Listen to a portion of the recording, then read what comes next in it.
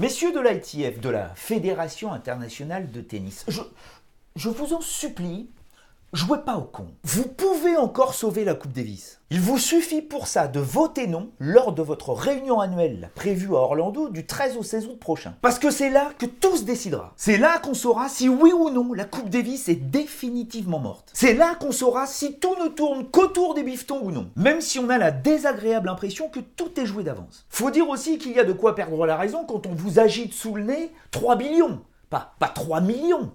3 milliards de dollars sur 25 ans. C'est à ce prix que Gérald Piqué, le footballeur du Barça, président fondateur de son groupe d'investissement Cosmos, va, en partenariat avec la société japonaise Rakuten, qui est soit dit en passant le sponsor principal du club catalan. Je dis ça, je dis rien. Mais ça aide. Enfin bon, Gérard, aidé par tous ses amis, dont Djokovic, va soi-disant sauver la Coupe Davis. Et comment il va faire ? Bah c'est évident. On prend 18 équipes, on les réunit toutes dans un même lieu, neutre, genre l'Asie, comme ça, par hasard.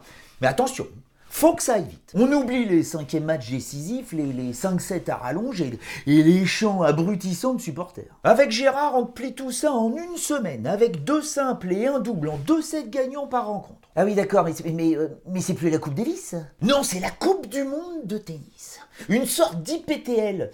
Vous savez, le spectacle comique de fin d'année où les joueurs étaient payés à prix d'or pour venir rigoler. Ou non, plutôt une Lever Cup. Vous voyez, le truc de Federer, là, qui a distribué des millions pour faire venir les meilleurs. Mais en plus grand. Ah bah tu m'étonnes, Nelson. 18 équipes de 5, ça fait 90 joueurs. Ah ouais, quand même. Bon bah des équipes de 4 alors. Ça fait 72. Et 3 54 joueurs. Ah oui.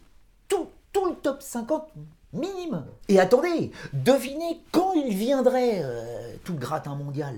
Ben la semaine juste après le Masters.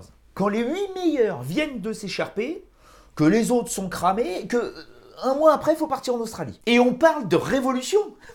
C'est un attrape-couillon, oui. Je vous en supplie, messieurs de l'ITF.